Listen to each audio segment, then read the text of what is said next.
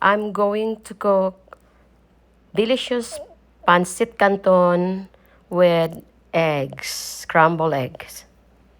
It's look very yummy and delicious. Subscribe, like, share, and please leave comment. Thank you so much to all my silent viewers and also uh, subscriber. Thank you, thank you. So, guys, look at my pancit canton with scrambled eggs. It's look delicious.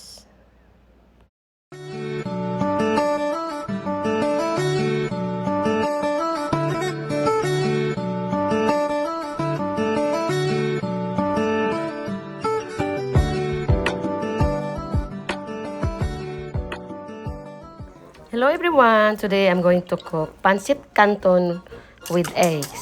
Guys, 2 tablespoons of oil and 3 eggs, scrambled eggs, and then you have to fry it.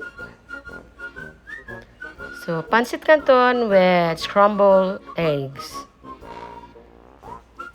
So, instead meat or chicken or pork, then I use scrambled eggs for the pancit canton or pancit.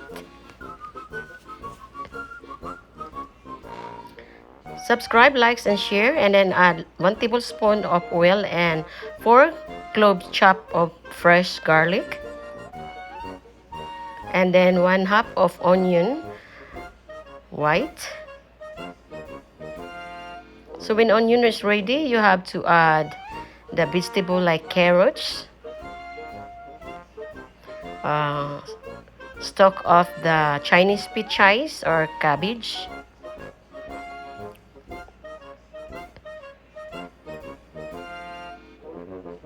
and add water,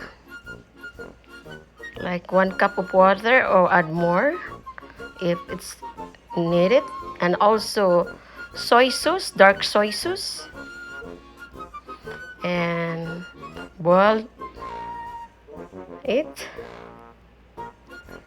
So when the vegetable is half cooked, then you have to add the pancit canton or pancit.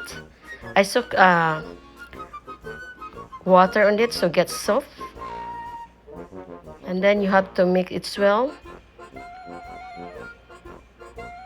and then the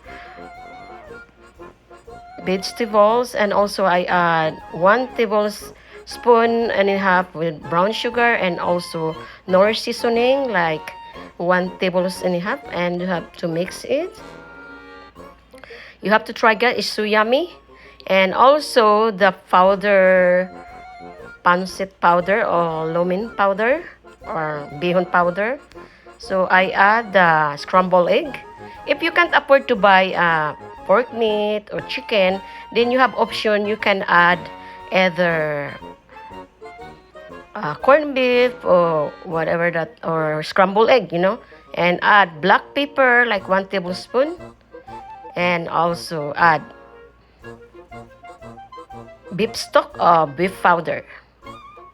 So as you can see, guys, is our pancit almost ready. So we need to transfer in the clean plate. Subscribe, like, share, and please leave comment. Thank you so much to all my silent viewers, subscriber, and also thank you. And also leave the comment and likes and share if you like my video. Now it's ready to serve. It's look very yummy, guys. Thank you for watching. See you again my next video.